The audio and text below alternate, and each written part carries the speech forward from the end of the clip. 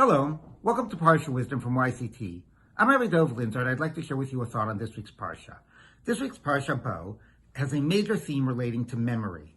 The Parsha opens with God saying that I am bringing these plagues on the Egyptians in order that you should be able to tell your children and your children's children how I have made a mockery of the Egyptians, and you will know that I am the Lord.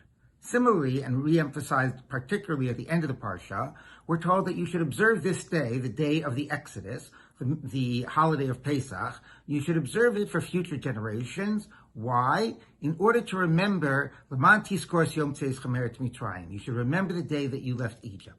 And then we're told that we should bind this as a sign upon our arms. We should have the tefillin. And the purpose of the tefillin, similarly, is to remember that God took us out of Egypt. And you shall know that I am the Lord. What is, of course, fascinating about these mitzvot relating to memory is that the Torah is not telling us specifically what are the messages we're supposed to take away from them, other than the fact that God is God and God took us out of Egypt. But what's the religious message of that? Is it to remember our relationship with God? Is it to remember God's power? Is it to remember what we did in order to enable the Exodus or participate in the Exodus? And of course, this is what we wind up talking about all of the night of the Seder. What are the messages of the fact that God has taken us out of Egypt? What is that mitzvah of memory? What are we supposed to remember? Now, I think that this is key in thinking about this period that we are living through, the period of the coronavirus, that God willing, we're in the process of exiting now with the vaccine. And I think the question we have to ask ourselves as we're experiencing this type of redemption is, how are we going to remember this period? Of course, to some degree, maybe we would all like to just forget about it, put it in the past, move on, not remember this period. But even when there are bad things happening, the Torah tells us that we're supposed to remember them and remember the lessons from them. Remember what Amalek did to you. Remember what God did to Miriam in the wilderness.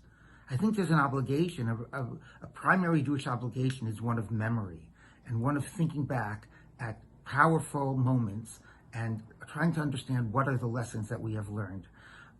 And this is really probably the most powerful moment, not just in our lives, but in decades, in generations, that the entire world changed the way that it lives. And the question is, what are we going to do to remember this? The Torah gives us two possibilities. One is dedicating a date. Maybe it's the date that the vaccine was discovered. Maybe it's a date that in your state, they started issuing first the edicts relating to quarantine. Pick some date that's of significance and maybe commemorate that date on the calendar. And with your family, reflect what exactly happened. What was the story?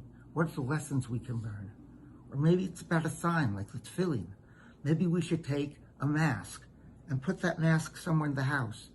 Or I actually bought a divider so I could have an office space. Maybe we keep that divider in a corner of the house and we look at it and we say, what does that remind us of? And we reflect and we discuss. And there are so many things that we can talk about in terms of what are the lessons. Maybe the lessons are about the inequity of the healthcare system and how some people were sicker and less treated and died more than others.